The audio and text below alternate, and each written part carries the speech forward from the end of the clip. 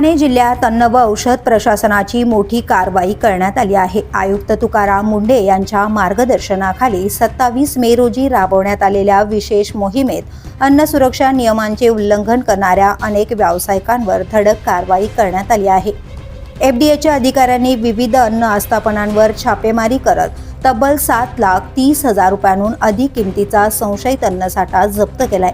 जप्त करण्यात आलेल्या मालामध्ये खाद्यतेल, फरसाण, तूप, हक्का नूडल्स, ताडी, शरबत आणि डिंकाचा मोठ्या प्रमाणात समावेश आहे।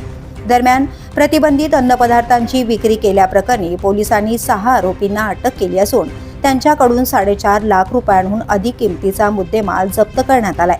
अन्न व औषध प्रशासनाने सर्व अन्न व्यावसायिकांना अन्न सुरक्षेच्या नियमांचे काटेकोर पालन करण्याचे आवाहन केले आहे। तसेच नागरिकांनी अन्नपदार्थांच्या दर्जाबाबत तक्रार असल्यास प्रशासनाच्या टोल फ्री क्रमांकावर किंवा वागळे इस्टेट येथील कार्यालयात संपर्क साधावा असेही सांगण्यात आले आहे।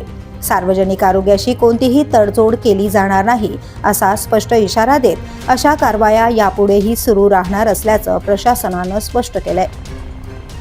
द पोलीस न्यूजसाठी श्रीधर चव्हाण, ठाणे।